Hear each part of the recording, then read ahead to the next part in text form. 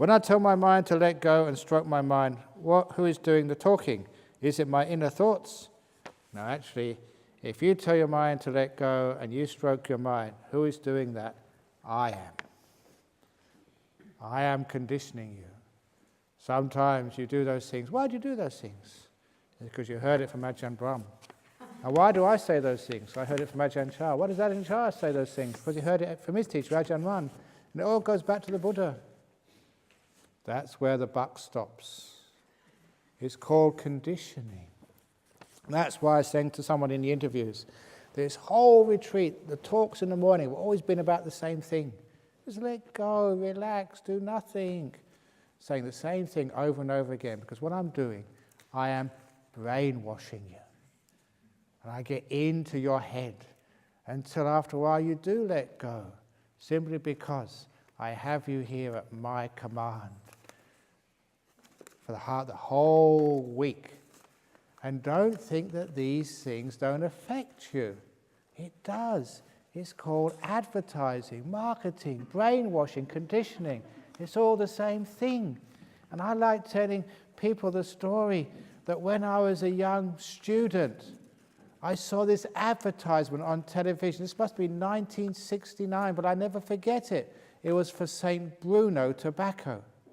These were the days we didn't realize that tobacco was bad for your health. I never smoked cigarettes. But on this advertisement, there was this ordinary-looking guy, just not hot cake, just ordinary-looking guy, and he was walking down the road of this town somewhere in England. And then he took out this pipe and put some Bruno tobacco in it, and he lit it.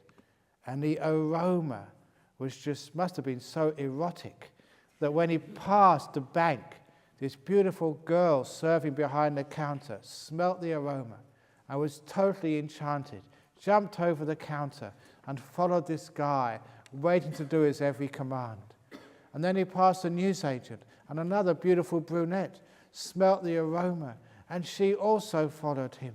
And then someone, a greengrocer, another redhead. In 1 minute in this advertisement, this guy was being followed by these beautiful women because it was irresistible to the opposite sex, the smell of St. Bruno tobacco. That's why you should buy St. Bruno tobacco.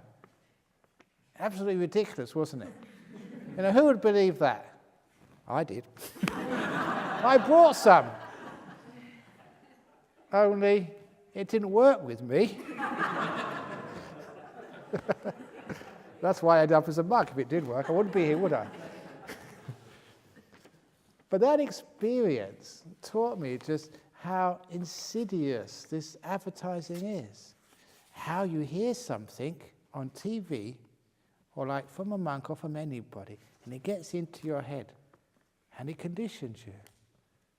So that's why when you say, who's actually doing this? I'm doing it. If you trace it back, it came from me, and from me down all the way to the Buddha. So it's coming from a good place. You can trust it. So you're being conditioned to be nice, kind, good people. You can't do it yourself. That's why you come and listen to talks. Morning and afternoon and evening, brainwash, brainwash, brainwash, and brainwash. And after you've been coming to this joint or listening to the talks on YouTube or the BF long enough, eventually it gets in. And you become a clone of Ajahn Brahm. You even say the same joke sometimes. So all you're doing, it's very positive conditioning. The opposite is, if you go and watch these silly movies, these cops and robbers movies, after a while, you go to your husband and say, "Make my day, punk." And where do you get that from? You got it from the movies. So conditioning is really, really, really strong. So that's actually where it comes from, conditioning. Dear, do you monks get numbness, needle-like feeling, etc. in your posture? Do you have shoulder aching after meditation? Do you teach us a technique to minimize such ache and pain? Please, thank you. Yeah, when I got up, I think yesterday, I had my knees were half asleep, my legs were half asleep, so I was waddling down the path here until it came back again. Yeah, of course we get that sometimes. It's the body, we're old. We get coughs. I'll let you into a secret. I go to the toilet sometimes.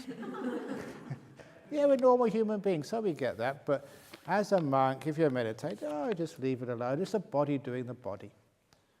Because once, many years ago, I started meditating. I just started, still a lay person, meditating, and my leg would go to sleep.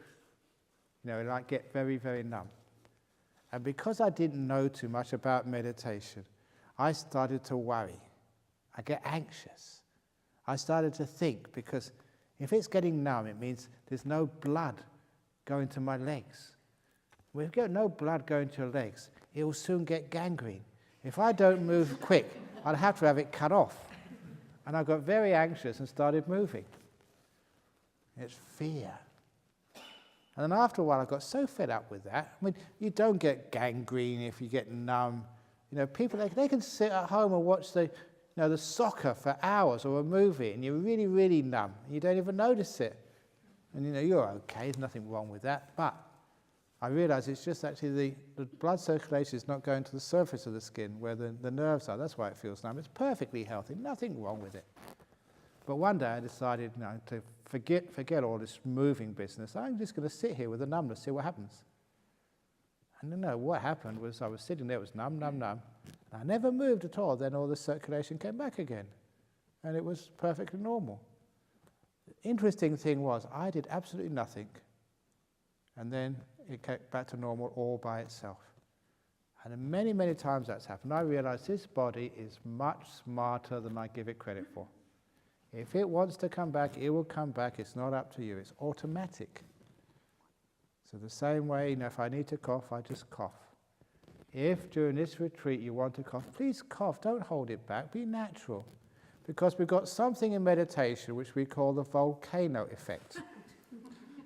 Because a volcano is where all this energy is plugged up.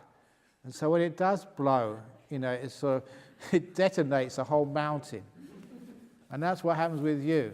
You want to cough, but you think, I better not cough because I might disturb someone. So you hold it back and you block it up and it becomes like volcano. So when it does erupt, and you make such a big noise, more than that, all this stuff from your mouth gets sprayed over all the people around you. It's like volcanoes. So don't do that. When you want to cough, cough. Be natural. Otherwise it's called volcano effect. So I'll let the body do what the body needs to do. And it's much smarter.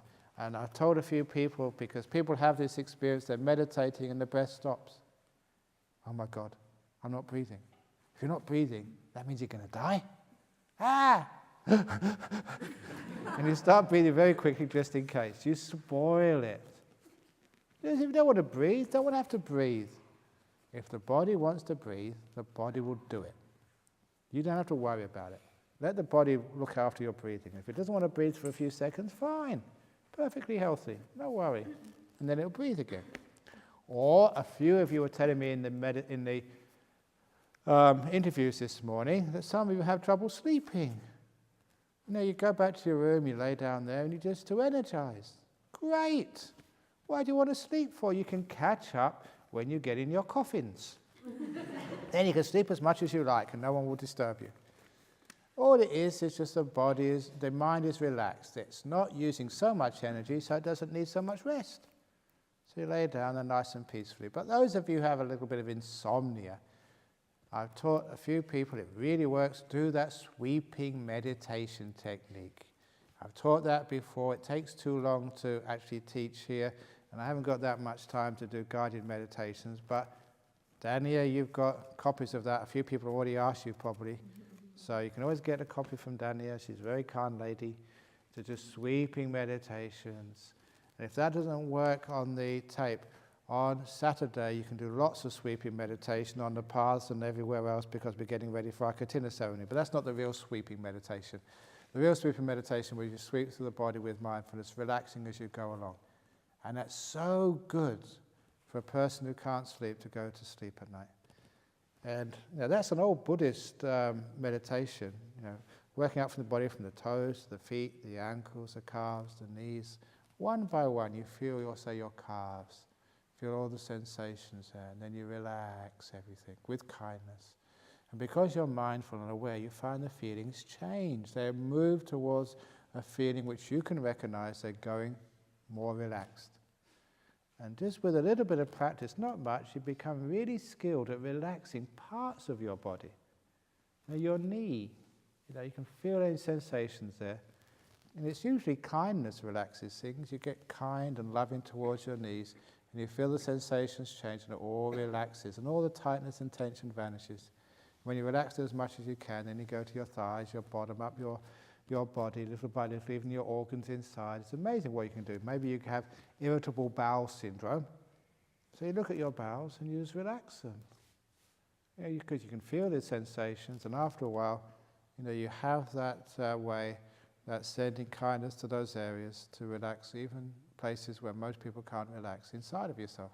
But you do that when you're in bed, and soon you go fast asleep, usually before you get to your bottom. It's much better than counting sheep. And one of my friends over in Sydney, she is a smart lady. She started a company, and it's called sleeplikeababy.com, and that's exactly what she teaches online, charges for it, and she's made a fortune. 100% success. People with insomnia, they learn how to relax their body, go fast asleep. What it's doing, you just get out of the way, and then you fall asleep.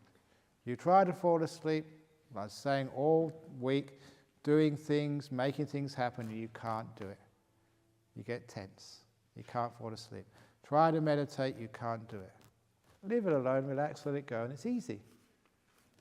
So you become someone who could sleep easy and meditate easy. Oh, what a wonderful thing that is. And if that doesn't work, get one of my talks and listen to it, because apparently that sends many people to sleep. No, actually, it's true. Several times, there's one person in KL, and they say their kid have been listening to my talks every evening before they go to sleep for years, and now he can only go to sleep when he hears one of my talks. I don't know whether to take that as a compliment or as a... You can look at it both ways. So that's the way you can go to sleep. But the major sort of lesson is let the body do what the body needs to do. Get out of the way. Trust your body. It's very clever, and it will look after itself. Dear Ajahn Brahm, you have mentioned Dhammasara funding a few times as a passing in your talks and questionnaire the last few days. Is there enough funding support so far? Of course there is, and otherwise I wouldn't be mentioning it. Brooke Kaimanti is going to be ordaining there soon, on the 30th of October. Is that correct? She's going to become another brownie. Usually we wait until people's robes are a bit more stained and dirty, so you don't have to wash them anymore and have brown. It's such a relief, to not have to wash your robes every day because you spill coffee on them. Once you're a monk, you can spill whatever you like on it. That's why we have brown colour. You spill tea and coffee and you don't have to wash it. It doesn't show. It's very practical. We actually do wash our robes, but that was only a joke, okay, just in case to wake you up, make you interested. But no, the sala over there is a really big project, so it cost a couple of million. And so, we're raising funds all over the place. And the reason we're doing it, as you all know, we're doing a walk as well, sponsoring a walk. This guy's going to walk with a few young people from Nolamara, our city centre, to Dhammasara to raise funds. So you can always sponsor him as well.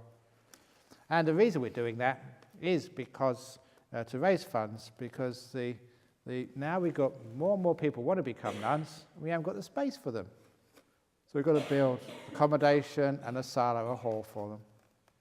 And it is historic, simply because, look, there aren't any such places for Buddhist nuns. Like even in Mahayana, sometimes all they do is service to others. We want a place where people can meditate.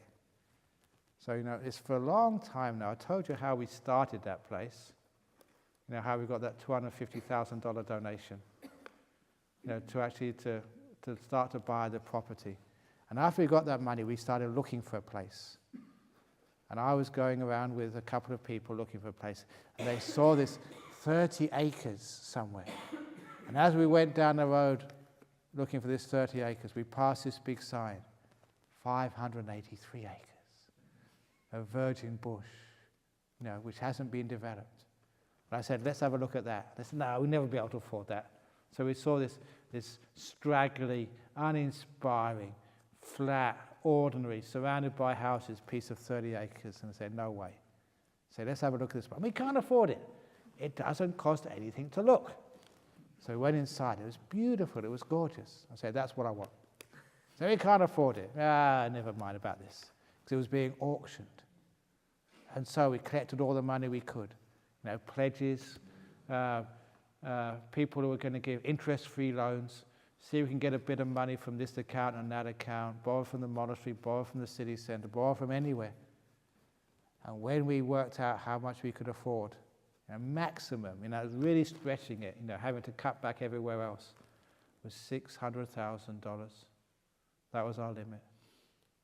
So, the day of the auction, I got there early with Ajahn Brahm, and we went up the hill, and my God, did we do some chanting. We really let it happen. We really went for it. And then they had the auction, and it was really exciting. If you've ever been to an auction, it's really exciting. Because at the auctioneer always speaks very fast. Now, do we have 100,000? Do we have 200,000? 300,000? It's very difficult being a monk because, they speak like that. You get excited too. And then the bidding. 500,000, do we have 525? We have 525, 550, 550, who has 550? We have 550, 550, 575, 575. And then our bidder, 600,000 they bid. I said, pray, please, no more bids, no more bids. And then someone put their hand up and says, 625,000. Oh, terrible, we didn't have enough. And our bidder, he put his hand up, 650,000. That was our bidder. And I was standing next to our treasurer, and he went ballistic. His eyes popped out. He can't do this, he's got no authority, we can't afford it. No way. But I thought, just have faith. We'll afford it. We'll get it somewhere. We'll rob a bank or something. No, we don't rob a bank. But anyhow, we don't do things like that. But no one else bid. And we got it for 650,000. And that's how it happened. And of course, one of the things I know in monastic life, or whatever, do something inspiring. And everybody will come to your assistance if it's really needed. And so, we managed to eventually get enough money to pay off the bills and all the interest-free loans. So we got it for 650,000. And I always remember, I think that was, I forget whether it was on a Sunday or something, or whenever we did the auction on a Saturday. And the following Friday, which is our big meeting, and now I decided I wanted to make the announcement. I said, we bid for that land I told you about, and we got it. We now have a nuns' monastery. And everybody clapped and cheered. It was really good because they wanted it. So we had the land. Once you have the land, now you have to have the nuns. What's the point of having a land without no nuns? So we got a few to start it off, and they really did a lot of hard work, especially Ajahn Brahm, who's a pioneer. Unfortunately, he's very sick now. But then we still got the core, and had to build it up. And now, that was just 10 precept nuns. And 2 years ago, it was time, okay, let's go for broke and do the big bhikkhuni ordination. That's full ordination, giving women full equality in the Sangha. So we did that. And you all know sort of the problems I got for doing that, but I'm very happy I did it. So now we've got the bhikkhunis. Now more people are coming. And so it is historic. I really want to make sure that when I do something, I see it through to the end. Even this place over here, the monks were in here laying that floor. Even though the builder was doing it, they weren't going to finish in time. So we did that floor on which you're sitting on that time, on that side. Who did that? That was Mudita. Oh, not here. Santuti was the main one doing that, and a few others. Were you doing that? No, none of you. You did. Mudita, you were another. I think Nito was doing it too. No, that's right. Nito, that's right. Yeah, and Santuti. And they were up to about 2 or 3 o'clock in the morning before they finished. And the ceremony was the next day, opening up at 9 o'clock. Last minute, but it was good fun, we did it. And anyway, that was interesting too. I'm just rambling on. When you do something like this, it's really inspiring. And I worked my butt off, I'm a very hard worker as a monk. I'm not a lazy monk, as many of you know. And this was my project. People kept on saying, this Jhana Grove Retreat Centre, you can't do it. And then they said it's not going to be finished in time. Even the builders, they came up to say, look, There's too much to be done. You're not going to be able to finish this in time. You have to change the opening ceremony date. I said, no way. And they asked me, have you got a plan B? I remember them saying that, have you got a plan B in case it's not finished? I said, yeah, it's the same as plan A. We're going to finish. And of course, we just did it. It's 3 o'clock in the morning. And, I'm really tired, so, you had a rest. And the following day, we had this little procession. And what I do, and I encourage you to do the same. When we had this procession, we took the Buddha statue, which we had for here, over from Bodhinyana Monastery, to here in the procession. And I don't know if anyone caught me on camera, but then I was quiet by myself, carrying this Buddha statue, or leading it, and started thinking of what we've done. And that's when the tears started to flow. Wow, you've really done something. We've got our retreat centre, pushing it to the limit. It always seems to be like this. It's not going to happen, but you push, you work it through and you get there. When you get there, you just get this incredible pity. It's beautiful, we did it.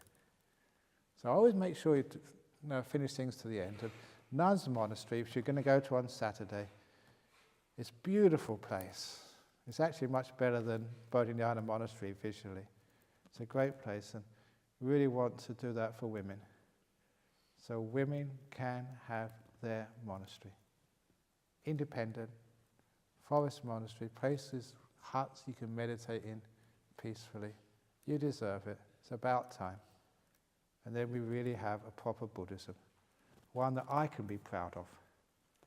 I can be proud of when other people say, yeah, in Christianity, are there sort of female priests?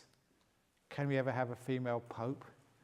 What about female mullahs and ayatollahs and rabbis? It's really difficult, isn't it? But Buddhism, there's no reason why not. It's open. So that's the dream. So, the land is there. There's struggled to get it, but I've told you how we got it.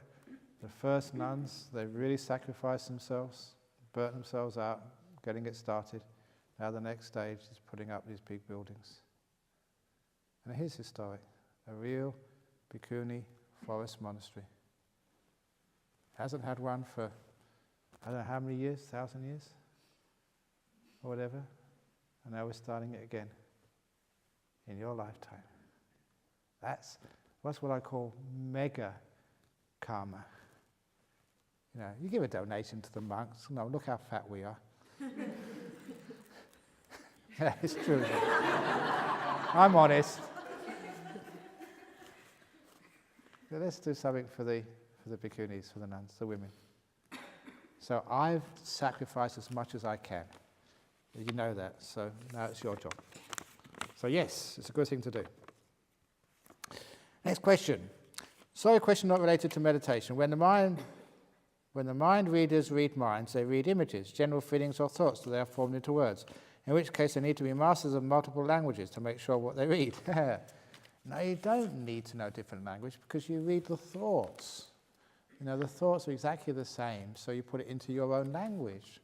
That's what you do. And it's just like the intuition, but you just know what a person's thinking. That's all it is. So you don't need to know Chinese to read your minds. Ang Mos can read your minds very well. So don't think, I can confound Ajahn Brahm by thinking in Chinese, because he doesn't know Chinese, he will never understand. No. Doesn't matter, or in Sinhala. Okay, Manti. You can't escape. But as I said, look, good monks, they would not do that. Number one, it is invasion of privacy. And it's not the right thing to do. And it'll just make you terrified. My goodness, I'm never going to come here again. He knows all my secrets. Just like hacking into emails, or what was that, people over in England, hacking into people's telephones? That's illegal. For the same reason it's unethical to hack into people's minds. So good monks don't do that. What usually happens sometimes that when you get deep meditation, you just know what a person's thinking. But you soon stop that because it doesn't feel right. It's not right. So I refuse to do that. Thank you so much, teacher, for all that you have done. As I mentioned earlier, the disco lights were jumping up and down when it wasn't yet the Saturday night fever. What day is it today? Thursday. Thursday night fever. For a moment I thought the Martians had landed. That'd be really cool. We'd like to see a UFO. You know, it's actually, some people ask, in Buddhism, do they believe in aliens from outer space? The Buddha said yes. There's one sutta in the Anguttara Nikaya where the Buddha said yes, there are other world systems, other beings who exist in this great cosmos. So basically we're saying yes, there are aliens. And maybe they take the form of human beings. Maybe they're here this evening. Come on, put your hand up. Any Martians? No, they're too far away. I took your advice, relaxed and had fun. Never did I expect to have this overwhelming build-up, and suddenly tears kept rolling down. Thank you, teacher. Thank you so much for showing me the way. Very good. You see, another satisfied customer. This actually works. We just have to build up the peace. See beautiful lights and lots of pity and joy come up. Bliss better than sex. And you go, oh, thank you, this is so nice. Now you have those experiences, don't want them again. You know, when you have such nice experiences, people always say, oh, they can't get it back again because they want. Remember, your job is not to repeat the experience, repeat the causes. Why did that come? And get the causes back in life. Forget the effect, get the causes. It's all letting go, making peace, being still, being kind. All the things I've been teaching you here, because I know what I'm talking about. That's how you get this peace and joy. You want it? No way. You let your mind be, relax, be content, be free, just want to be here long enough, and it all comes to you. So that's how it was. So, it works. Dear Ajahn, my friend would like to donate to a charity monastery nominated by you. The son is getting married tomorrow.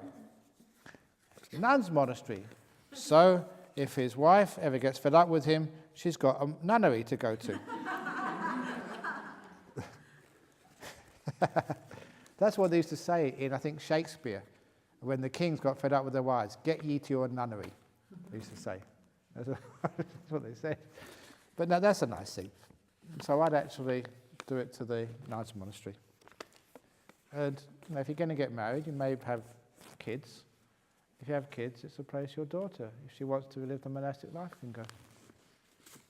You know, people ask me, this is one of the reasons we built that nuns monastery, because they ask me, I really want to become a nun. Like, I've listened to these teachings, I get nice meditation, I really want to live a monastic life as a woman. Where can I go?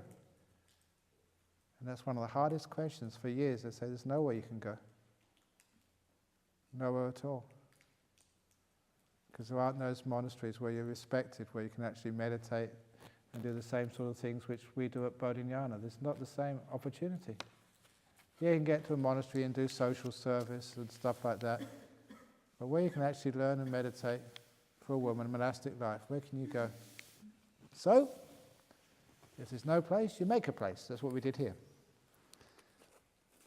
About decisions and choices, I found that in most cases my first choice of decision is the correct one. Should I stop thinking and just go with my first choice? Yes, that's a brilliant. Even if it's a wrong choice, it doesn't really matter. It means you haven't worried so much. So it's great, just do it, even if it's wrong. Because there's no such thing as right or wrong choice, is there? What is it? Good, bad, who knows? So make a choice, and it's much more efficient that way. You make a choice, go and do it, and see what happens next. Because it doesn't matter, it just gives you different opportunities in life. You go left, you get one set of opportunities. You go right, you get another set of opportunities. What's right, what's wrong? It's both okay. So that's why when I make choices, because there's an abbot, sometimes I make those choices. Okay, we're going to do this. And for example, in that teacher's cottage, we got the guy who was coming to do there's a little table there, like a kitchen table. And they asked, what colours do you want? And they asked, what sort of pattern do you want? I said, oh, that'll do. And he said, what? I said, oh, that one will do. And he said, look, usually it takes 2 or 3 hours when I go to families before they can make a decision on what colour and what pattern. He said, you guys are really good. You just say, that'll do. It does do. I mean, who cares? You know, when you first, like, look at the bricks on the wall. When you first see them, oh, that's a nice brick, but after a while you don't see them anymore. So just any old brick will do. Bung it up there and it will finish it and it'll be fine. That's why I like being a man. I don't care. Just get it done and finish with so I can have a nice time. So that way, make choices. The first choice, great. Make the choice and make it work. So all you people aren't married yet, the first girl you see, okay, she'll do. And make it work. Because I told you they're all the same. You know, you may think they're different, but you know underneath, come on, you know, there's no real difference between you, is there?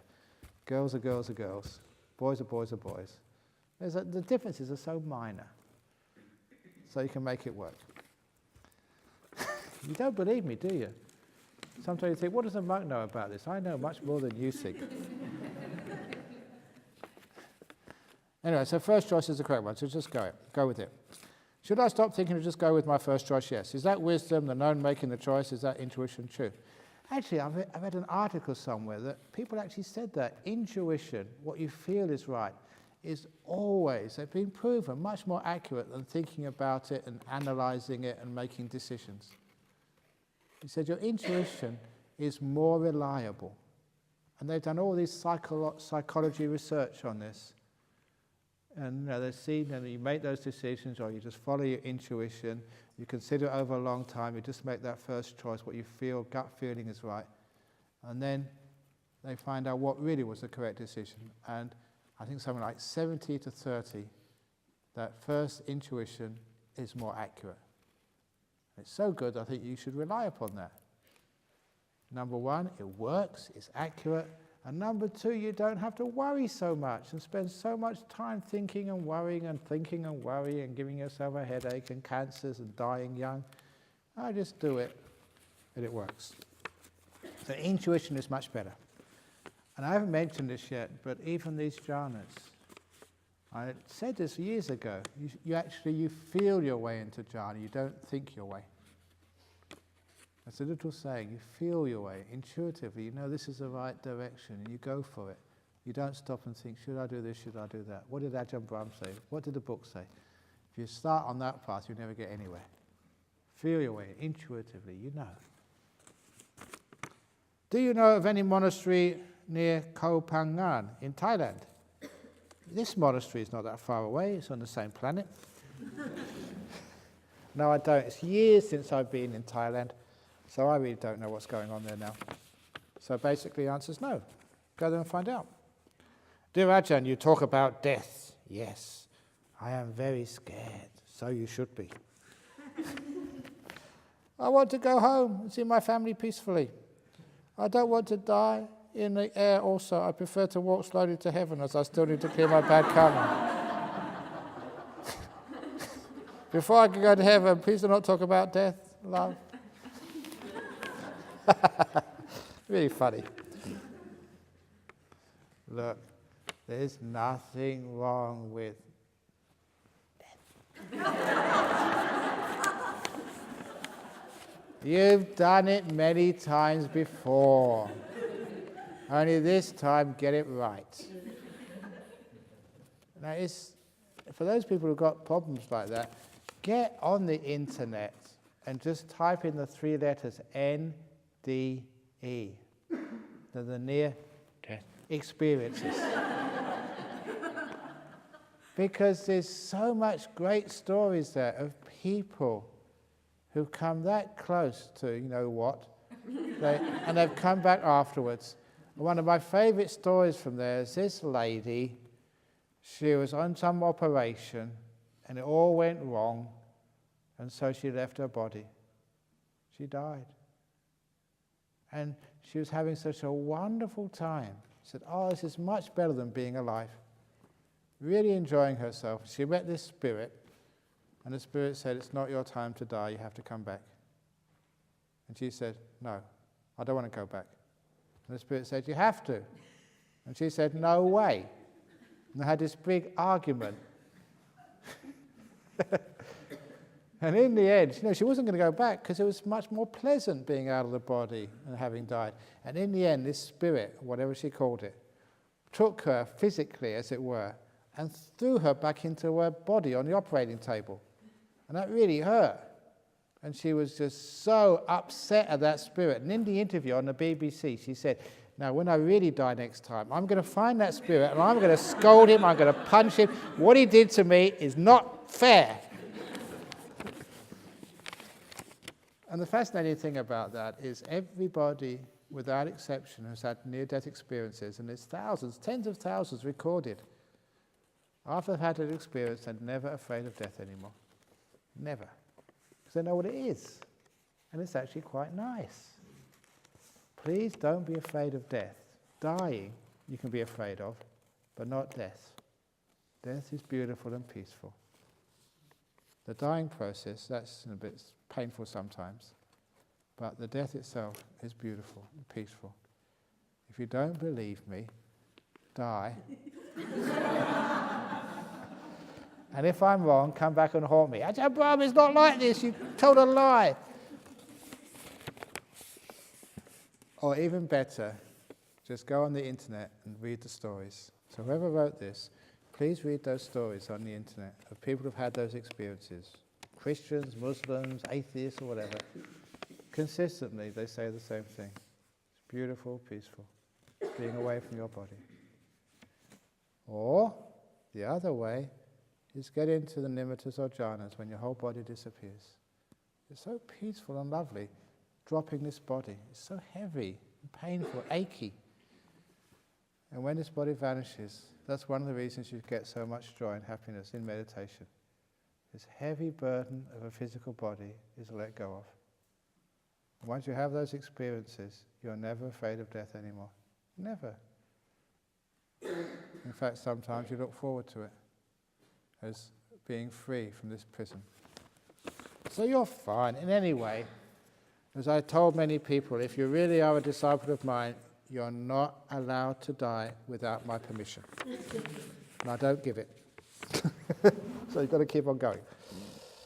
While I was meditating, I realized there was a natural breathing rhythm. You literally had to wait for your body to breathe in. After noticing this, the controller me had to stop and observe. Great.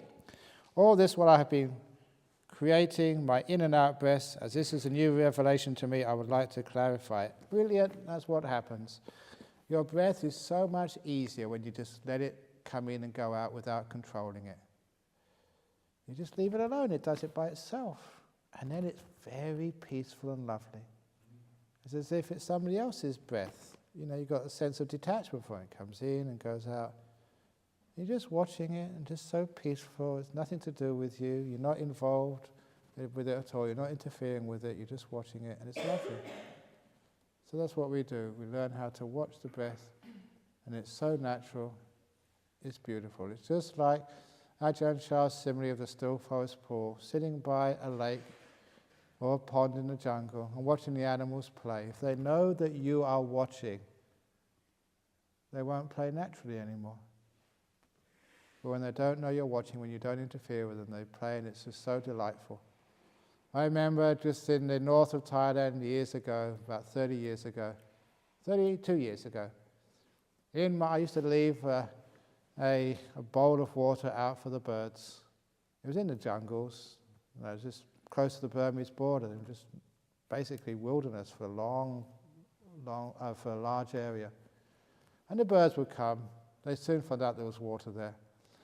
And I used to watch them through a knot hole in the wood plank of my hut, so I could watch them. They didn't know I was watching. And I spent a lot of time enjoying watching them. And I was really unexpected. All the birds would come, and after a few days, they would actually go in a line, like waiting in a bus stop, like you do in Singapore in a queue. You know, one after the other, all different species, and they're just waiting for the one in front to drink and wash, and then the next one would go in. I've never seen that in nature before, like different species of birds organizing themselves in a line, in a queue. And that was in Thailand, and Thai people don't usually like doing that, standing in queues. But anyway, there was always, every evening, one bird would come and try and jump the queue. And I'd watch and see what happened, and they'd try and jump the queue, not wait their turn. And all the other birds would get out of the queue and jump on that bird, beat him up, and chase him away. And after they'd beaten up and chased away the queue jumper, they'd all get back in the line again and wait. He's just so cute. I never saw that before. So, they can organize themselves, but they'd only act like that when they didn't know that anyone was watching. And the same with your breath. It becomes so natural and enjoyable. When you can look at it and it doesn't know you're watching. You don't interfere with it. It goes in so peacefully. And that's the sort of time you get what I wrote in my book, the delightful or beautiful breath. Just breathing in, breathing out, so happy, so delighted, and totally content. Just like you're totally delighted and content just watching the birds or watching the kangaroos over in the monastery. Because they know us, they just don't care about us. They just, it's only those bunks again. And they go chewing the grass and the joeys go bouncing around. It's great fun watching them. Is this the correct way? No, breathing. Yeah, of breathing, yeah. Because I felt breathless for a while and had lots to observe, anticipating when the body would take the next in-breath. Is this the right way to proceed? Yes. And again, just when the body wants to breathe in again, it will breathe in. You will not die. In the many years I've been teaching meditation, I haven't had a death yet. And some people say, well, there's always a first time in Ajahn Brahm. No, there will never be a first time. Out of curiosity, how often do monks and nuns do nimbas and jhanas to look so peaceful and happy? Once a week? A couple of times a month? Once a moment. There's no such thing as a week, a month, a year. All there is now. So if you want to know what the time is, it is now minutes past now, the nowth day of the nowth month, 2000 and now.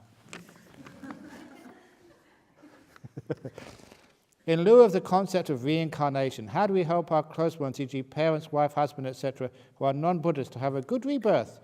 Do good deeds and dedicate merit to them? How powerful is this? Sometimes it feels a bit sad that memories of loved ones only last through one's life. New relationships start all over again in next life. No, they don't. Sometimes you meet someone and straight away you see them and you fall in love. That's the one for me. And you don't fall in love. It's not love at first sight. It's here we go again. Carrying on from where you left off last time. And sometimes you see another person the opposite. And I don't like him. You feel very uncomfortable. You're an enemy in the past life. And again, here we go again. So we carry on, we repeat what we did last time a lot of the times. A lot of times, we get born in families where we were born before. So, because these are our attachments. We might be attached to a son or a daughter, so we end up becoming their son or daughter or grandson or whatever. And sometimes it gets very complicated. That's why people actually usually don't remember their past lives. If you remembered your past lives, it makes life very complicated. As in this story, there's one of the ladies who comes to our monastery. She was born in Thailand, and when she was born, she remembered her past life. It was in the same village, and her uncle in this life was her son in the previous life. Okay? So she was her son's niece. It gets really complicated, that's why you don't know what to do. But anyway, in her previous life, her son did really well at school, got to university and became teacher and became headmaster of the village. And in this life, she was that man's niece. And her memory, her recall was so accurate that no one in the whole village doubted, yes, that was the headmaster's mother in the previous life. The problem came when she went to school. Because, these were strict schools in those days in Thailand. So whenever the headmaster came into the room, everyone had to stand up. Just like in Singapore, out of respect for the teacher. But this little girl, 5, 6 years old, she wouldn't stand up. She wouldn't stand up for her son. Son had to stand up for her. Say, that's my son, you behave. And she's only 5 years old, she's telling that to the headmaster. And whenever she was naughty, usually you get caned. But how can you cane your mum? Can't do it. So she was totally free of being disciplined. Everyone else could get the cane, but not her. headmaster couldn't do it. So she said she had a wonderful time at school, had great fun, didn't learn very much, because of the complications of being the headmaster's mother from a previous life. It's an interesting story, but true. So, sometimes it feels a bit sad, your memories, no, you come back again. So, how do you help your parents, wife, husband, etc., non-Buddhist to have a good rebirth? You don't need to be Buddhist, just to be good. Be kind, be generous. So encourage your parents, your friends, whatever, your brothers and sisters to be good, be kind, be generous. A lot of people are. They see a good cause. Oh yeah, we can donate for that. Next question. Should one opt for tax-deductible receipt when making donations? One perspective is the tax savings may allow one to make more future donations, and if one doesn't opt for it, it goes back to government anyway. Appreciate wise advice. You give a donation, but if you would get a tax receipt also, you're being kind to the government, because then the government can make good karma as well. And my goodness, some governments really need to make lots and lots of good karma, so it's a good thing to do. So you're allowing the government to make good karma as well. I work in the entertainment, so I also work in entertainment as well. True, tell jokes. How to stay detached from the five senses, even though I have to enjoy it and be exposed to it? When you're sort of working in entertainment, you do what you need to do, but you keep a high morality, so you don't sort of, do sort of pornographic shows or stuff like that, and make sure that that people know it's just a show and it's not serious. So if you're in a sort of cops and movie show and you sort of bang bang and whatever bang bang, that's not what you expect other people to do. So you can be in the entertainment industry, because most people realize it's only entertainment, it's only a movie, they don't take it seriously. So fine. But so in the entertainment industry, see if you can do good things. So many people in the entertainment industry, they start charities, especially when they get very famous, and they can, like in Australia, they do these telethons to raise money for charity, because they're famous people in the entertainment. So if you are an entertainer and if you become famous, remember that fame comes with responsibility. You have a lot of power to influence people, so please influence people in good things. And if you are the cause for other people doing good things, that really is even more good karma for you. If you're the cause of people doing bad things, you lead a bad example, like a soccer star, who takes drugs or beats up people, then people look up to you and they think that's the right thing to do. So you're actually inciting people to misbehave. So people who are in the public eye really have to have a high morality. So they incite people to do good, not bad. Dear Ajahn, can I chant Abhitaba when I am quite still with my breathing? You can, but it will just make you more noisy. So, you know what Amitabha means? It means unlimited radiance. So if you get into your nimittas, you don't need to chant Amitabha. You can see unlimited radiance. The beautiful, unlimited, radiant mind. That's a much better way of respecting Amitabha. Your radiant mind. Brilliant nimittas. To Ajahn Brahm, in a workplace there are people who are political, who like to put their part of work to others or claim credit on others, etc. What do we do? Put into the space in between them and our emotions. I can build compassion, peace, etc., but I also need to define my turf so not to get abused. What would it be like if you can't beat them, join them, or be better than them, but I may become the enemy? How do you deal with the bipolarity? Thank you. Look, if you are doing a really good job at work and someone else takes the credit and gets a promotion, thank them. Oh, thank you so much for getting the promotion. Because when you get promoted, you get more stress. What do you want, more stress?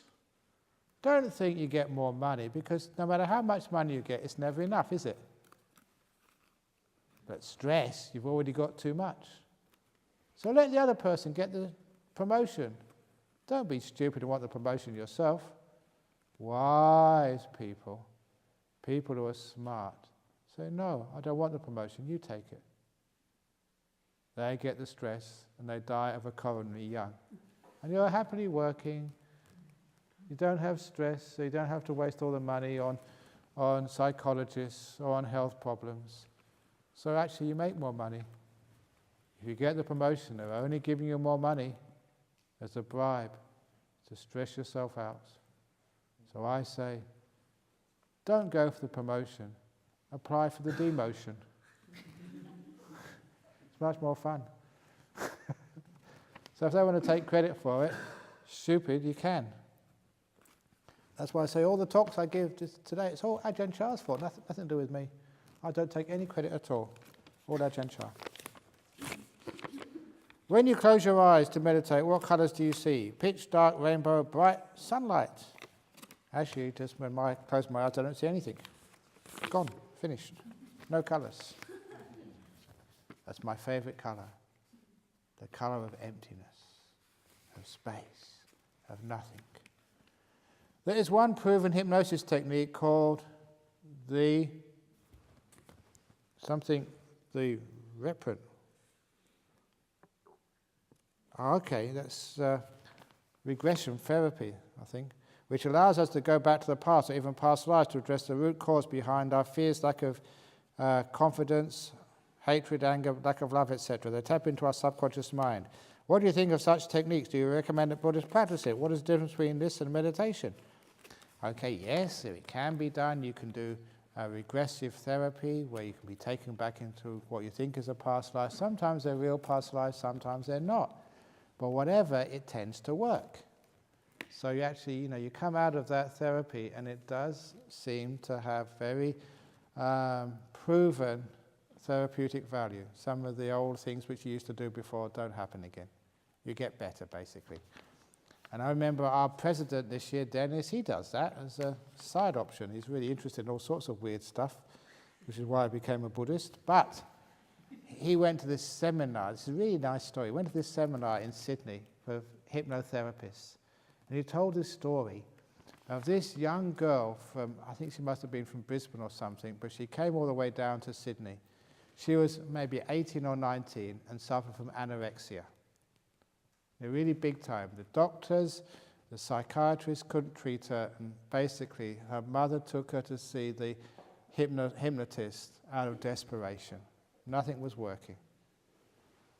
And so the hypnotist, with the mother standing or sitting close by in the rooms, the hypnotist hypnotized this young 18 or 19-year-old anorexic girl. And it doesn't happen with everybody. You have to be someone who's susceptible to hypnosis. A lot of people aren't.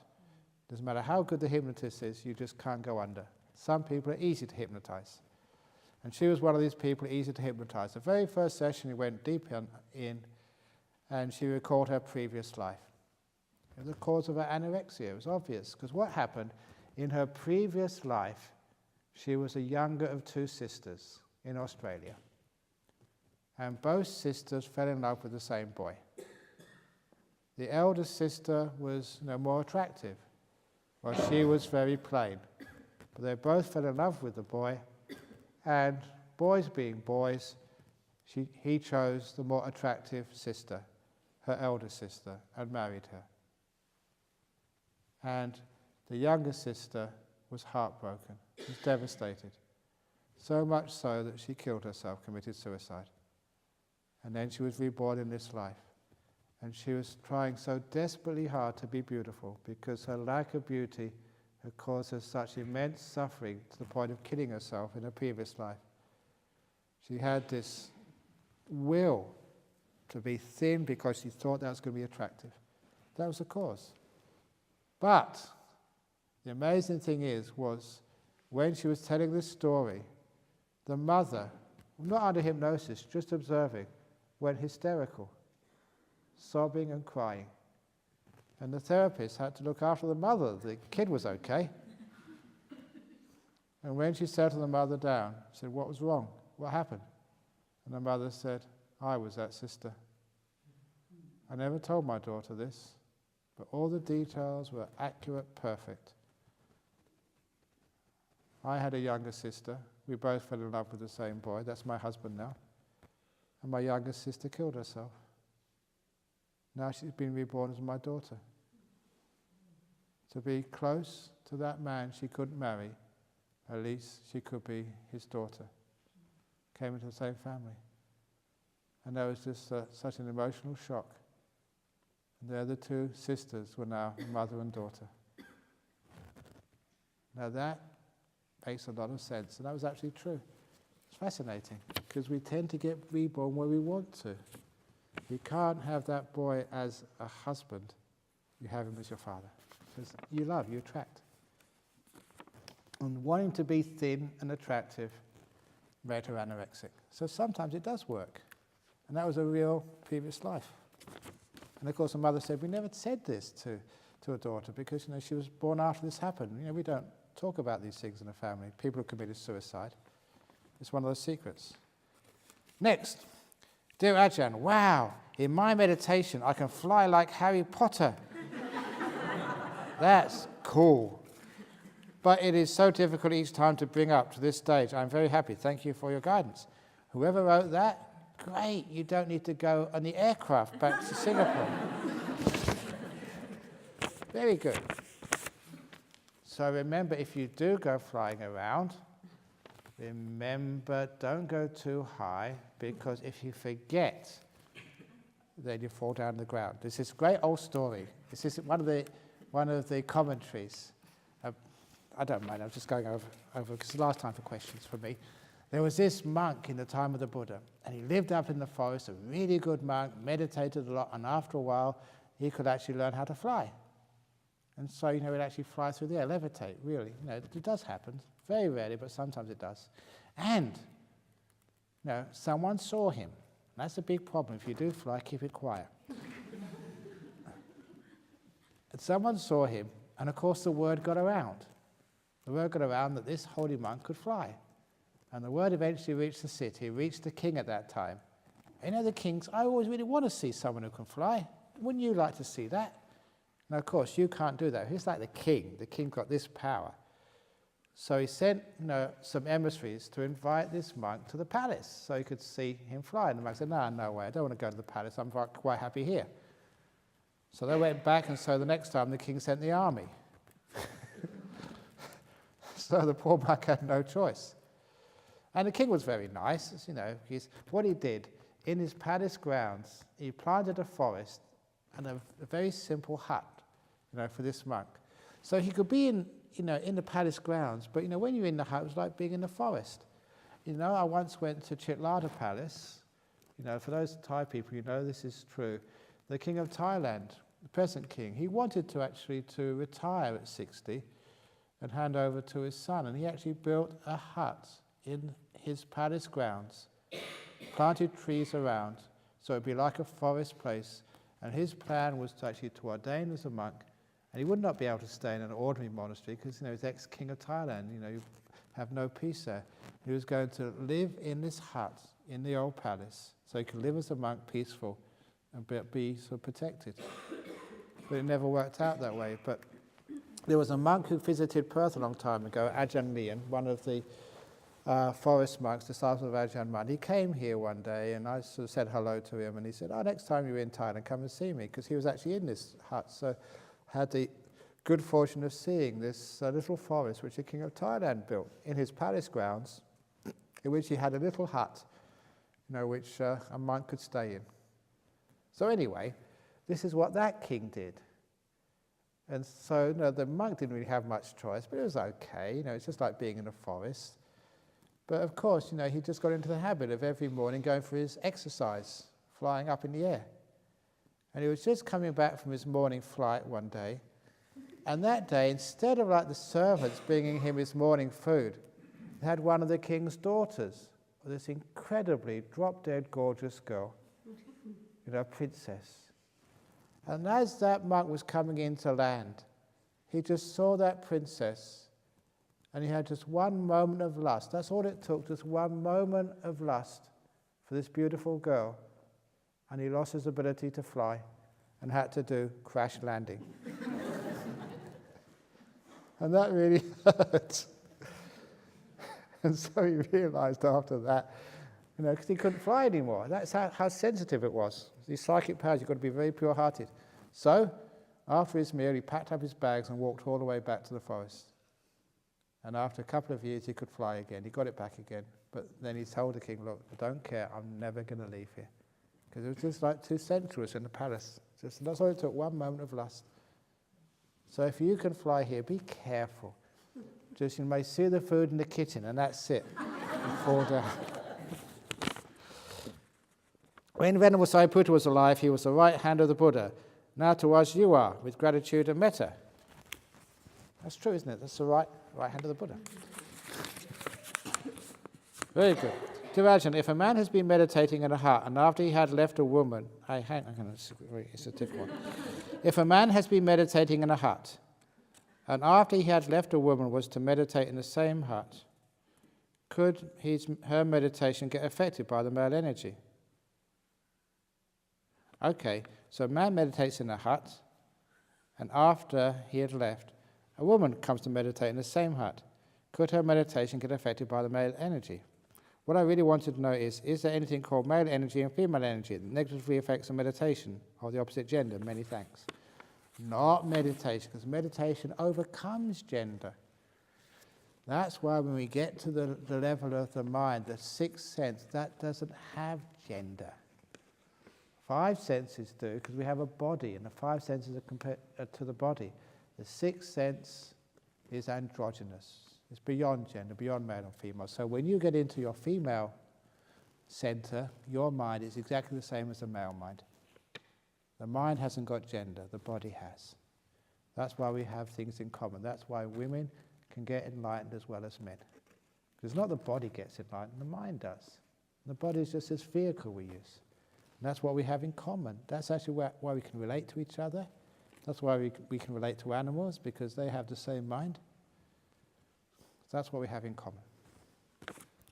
So no, the mind, not male energy, not female energy, but just mind energy can affect you. As you have mentioned, I look around and nature gets more and more beautiful each day. But who do you think creates nature? Is it all science? No. You create nature. You are the creator. What you look in nature, nature shows you. If you look at this nature and you think, look at all that timber, all that money I can make by selling that to the logging company, then you are creating the nature. If you look at all those birds and think, that will taste delicious in a pie, then you're creating. People do that, you know. They see that. So, you create it. But if you see this is beautiful nature and you don't get involved, you let it go and just enjoy it with a peaceful mind, just like you watch your breath. With a peaceful mind which doesn't get involved, then you can really enjoy nature. Then you create peace. If Jesus was a monk, then why is it that non-believers shall end up in hell? That is compassionate. Non-believers will not end up in hell. Only nice people will end up in. No, only nice people end up in heaven. Doesn't matter what you believe, as long as you believe in goodness. That is just bad marketing. That's wrong. So people who say that, I mean, they're totally ridiculous. Look, okay, I don't mind. Another long story, but it's a really good story. This, again, is not meant to be taken literally. It's a metaphor, okay? This is a story about this Christian priest who gave a sermon on a Sunday, and he said that only Christians can go to heaven. Everyone else, everyone, actually not just Christians, only Christians of his denomination can go to heaven, and only if they come to church and pay their dues and everything else. So, you know, the entry requirements was and everybody else goes to hell, especially those Buddhists and those Hindus and the Jews and Catholics, everybody not same as me. And that day they had a professor in the audience, a professor of philosophy. At the end of the sermon, he stood up and asked a question. You don't usually do that in a church, but he did. And because he was such an important person, the priest had to answer it. And the question was this, he said, you say that only Christians can go to heaven. Everyone else has to go to hell. What about all these amazing good people in the world? Such as, for example, like Moses, he wasn't a Christian. What about like Marcus Aurelius, the great Roman poet? You know, people like Socrates. What happened to Socrates? He was a good person. People like Gandhi. Gandhi wasn't a Christian, he was a Hindu. What about the Buddha? What happened to those people? Do they go to hell? Because they were all really good people. And the priest was wise enough to say, well, there's not enough time today, I'll answer next week. If in doubt, procrastinate. So, usually on a Monday they take a rest, working all day Sunday. So on Tuesday he went to his library, looked at the books, and he couldn't find a decent answer. So he made an appointment with his friend, a more senior priest. And so on Wednesday he went to see that senior priest, and the priest said, look, I don't know that answer, you better go and see the bishop. So he went to see the bishop on Thursday. The bishop said, I don't know either, go and see the archbishop. So he saw the archbishop on Friday. The archbishop said, look, that's too deep for me, go and see the theologian in the university. So on Saturday he went to see the theologian. And the theologian gave him an answer, but he couldn't understand a word of it. So he was stuck. Saturday night, the following morning, he'd have to face a professor. And so he was worrying himself sick, he didn't sleep all night. He got up early in the morning and he thought, I'm a Christian, what should I do? He went to the church early and prayed for guidance. He'd have to answer this question in another couple of hours' time. And because he hadn't slept the night before, he fell fast asleep. And he had one of these dreams. And in the dream, he dreamt he was at a railway station. You know that these dreams we have, and he saw a train in one of the platforms. And intuitively, it was not like vivid dreaming, but it was very, very clear. And not lucid dreaming, but very vivid. And so he asked one of the guards on the platform, he said, that train over there, it wouldn't be going to heaven, would it? He said, actually, that train is going to heaven. Now, being you're a holy man, you can get up there half price. So he bought a half price ticket. And, in no time, like what happens in a dream, the train pulled into this station. You can see on the side there written H-E-A-V-E-N, heaven. And he got out, and after a few seconds he walked around and he saw this fellow wearing white with this big donut on top of his head. And he said, is this heaven? And this angel said, yes, welcome here. Thank you for coming. And he said, that's very kind of you to say so. Would you mind if I ask you a few questions? No trouble, said the angel. What are your questions? He said, number one, how long have you lived up here? And the angel said, for thousands of years. I've been up here a long time. Great, you're just the person I wanted to see. Now, is there anyone up here called Socrates? And the fellow thought for a while, Socrates? No, haven't heard about that. What about the Buddha? Have you heard of anyone called the Buddha up here? He said, haven't heard of him either. What about Gandhi, this little black fellow who's only come up here recently? Gandhi? No, I've known all the new arrivals, not at all. Who else would I mention? But all these good people. None of them he knew about. The priest had his answer. The dream had revealed that, yes, only Christians can go to heaven. But when he got to the station, he noticed there was another train on another platform. And again, intuitively, he knew where that was going too.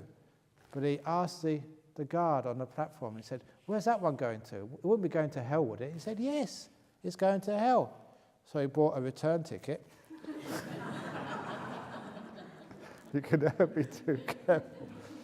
And in no time at all, he arrived at this platform, and he saw on the side the 4 letters, H-E-L-L.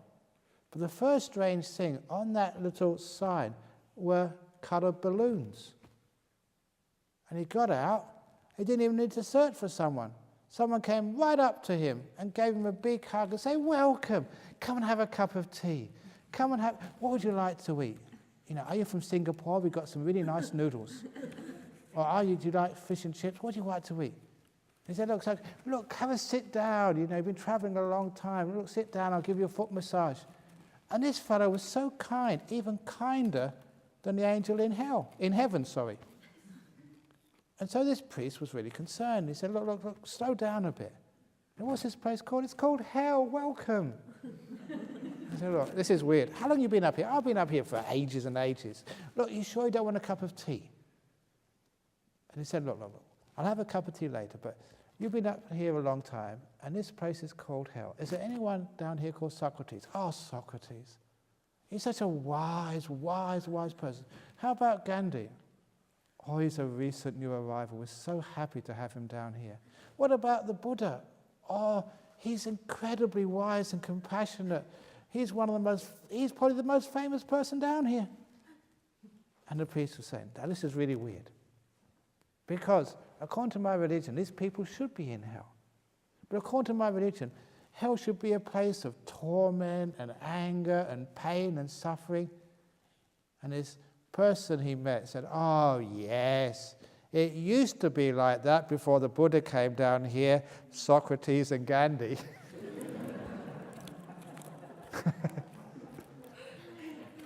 You know, that story was composed by an English philosopher a long time ago. And you know, it's a very powerful story because it says, it's not the place which makes the people, it's the people which create the place. So if there's good people go anywhere, they create a heaven, anywhere. So there you understand what heaven and hell is. You create it. If you're a bad person, you create hell. If you're a good person, you create heaven. So good people, it's not that they go to heaven, they create heaven wherever they go. That's the answer. Now, doesn't that make much more sense than saying you believe this, you go there, you believe that, you don't go there, or you go somewhere else? That is total ridiculous. What I just answered is wisdom. But it's only a story. Don't think, oh, Ajahn Brahm said the Buddha's gone to hell. I'll get into big trouble. Dear Ajahn Brahm, thank you for your teaching. Can you explain the difference between mind and soul? Soul is permanent, mind ain't. Why people say a person is an old soul, not an old mind? And I'm an old guy. They just say that because it just means that you've been around a long time, many lives. Okay, I've got a cartoon of me. The final ultimate adventure of Supermonk. And actually, if you really want to see Supermonk, I mentioned that story a long time ago, and it was in Hungary, I think, in Budapest. He was an art student, and for his project, he actually did a cartoon of Supermonk based on my teachings. And it's actually on the internet. Can we actually, we did a printout in Nolamara, but can we actually send it to the Buddhist Fellowship or something? It's like Supermonk, based on Ajahn Brahm. It's really funny as well. Oh, he's got an Ajahn Sujata's blog, yeah. So if you want to actually see the adventures of Supermonk based on Ajahn Brahm's teachings, it's really good. So it's like a Superman comic in the old days, you know, just written like that with this evil guy who developed this death ray, and he got this beautiful girl. Always have to have a beautiful girl, even in Supermonk. And he had her strapped down and pointing this, I think, some ransom for $1 million. And Supermonk came. He actually broke through a wall, but he said, it's only 2 bad bricks, it doesn't really matter.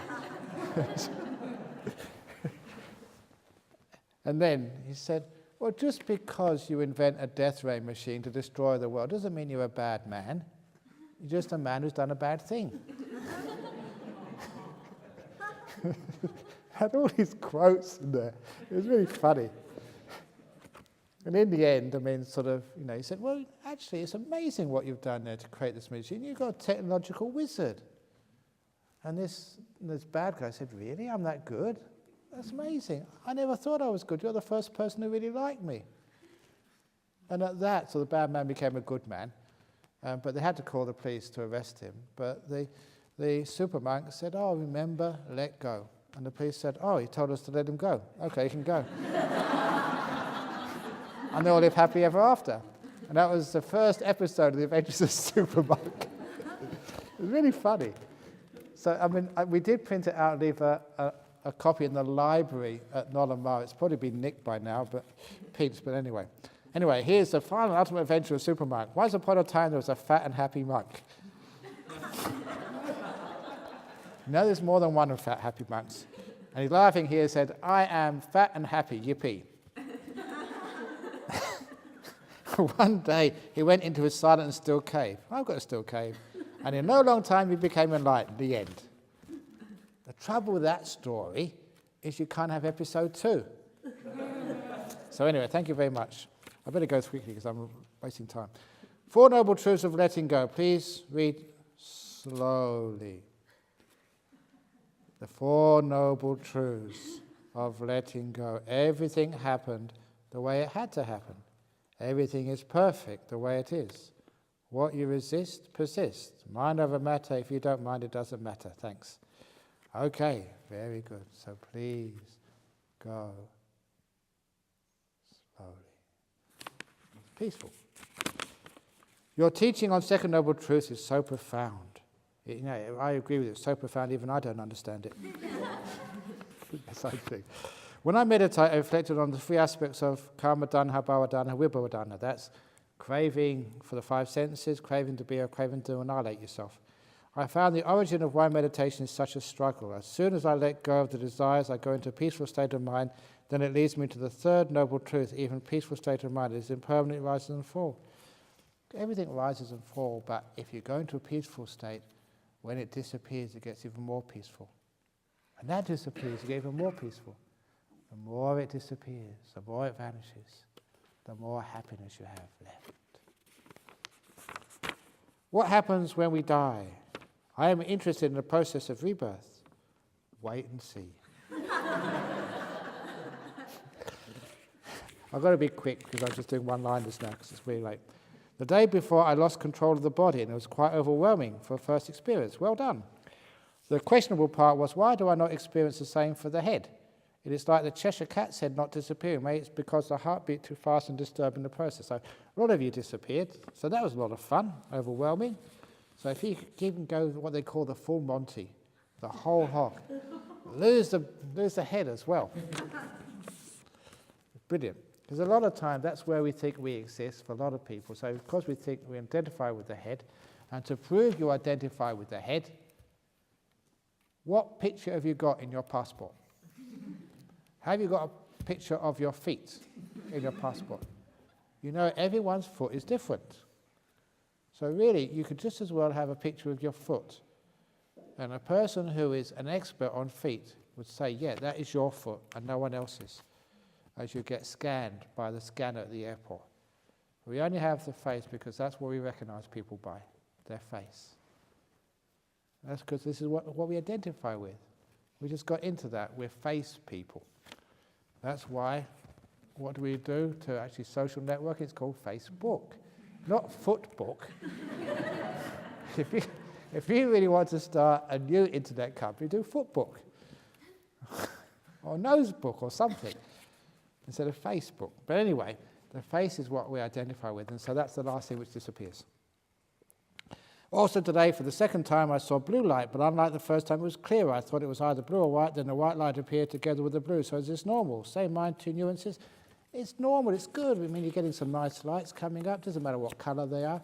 It's just like if I get ice cream, I don't care if it's chocolate or vanilla. It's so rare to get ice cream. I don't mind anything. No, I shouldn't have said that, because now I'm going to get ice cream tomorrow. I've got to be really careful, because when I say anything which I like, people get me heaps of it. The next. Thanks, E.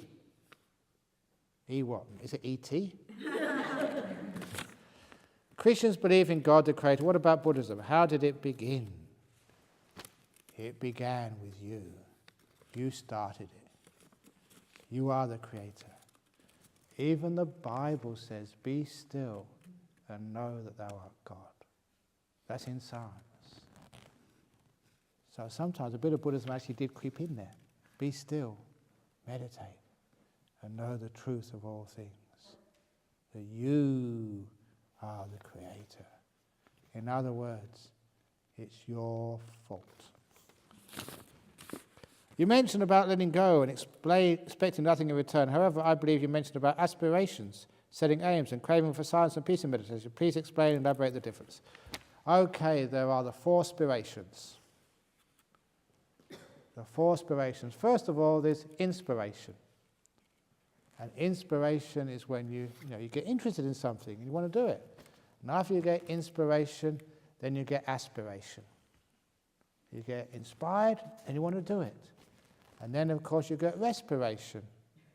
Actually, I've got another one. Respiration is when you watch your breath. Then you get what many of you have already got in this retreat, desperation. And then you get the final aspiration, which is expiration. You go home. So those are the four aspirations. Inspiration, aspiration, respiration, desperation, and then expiration. So when you have one, you get the other. It's a causal sequence. So the best thing is to have no aspirations. To have the aspiration for no more aspirations. I've had it with aspirations. Always wanting this and wanting that, and going for things, and trying to develop things, and having these great goals. But you know, as I said, in the Buddhist football team, you don't score goals. You let other people score goals. And they can be the stupid people making more goals.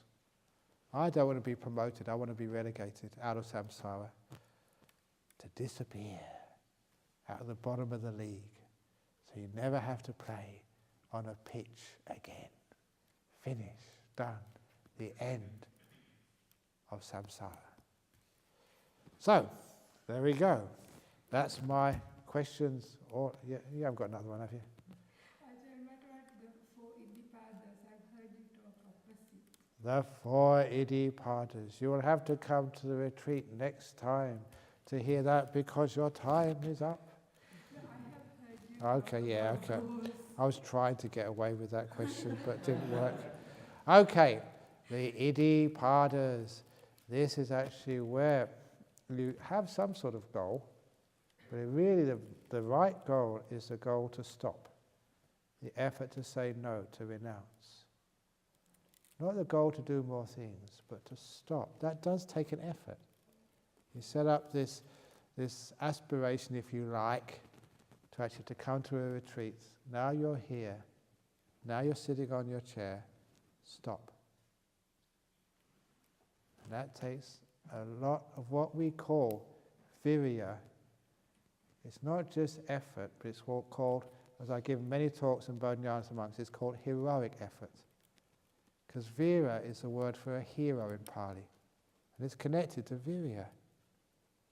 Heroic effort. The effort, if you like, of a person who sacrifices his life, who's really ready to give up everything. That's what virya is. The hero in battle, but taken to the spiritual level, willing to let go of their will, their self, everything, to renounce the whole lot. That is the effort which gives rise to letting go, to stopping samsara. That's the right aspiration, which never leads to desperation, but leads to the end of all spirations. So, you can think of that. Don't think of that. Stop it, okay? That's why, for those of you who come into this retreat center, there's a sign on the left as you come in the gate, you know, where the trespasser will be converted. But on the right, you'll find a real sign. And what does it say? Tomorrow, go and have a look. That is the sign of this retreat center, of what you're supposed to do when you get in here. What is it? Stop. Stop, yes. It's slow when you go out, but when you come in, it says, stop. It's a stop sign. That's why it's at the front of the gate of this retreat center. So remember, stop. And be still, and know you're the creator, and know you can end everything, and be peace at last. Da da da. So now, I'm not going to be a hypocrite. I'm going to practice what I preach. I am going to stop. Okay, 3 sadhus. Sadhu, sadhu, sadhu. Very good. Okay, great. Have a nice, peaceful night. Please have jhanas, enlightenment. And that person who's flying around, please don't fly around at night. You scare everybody.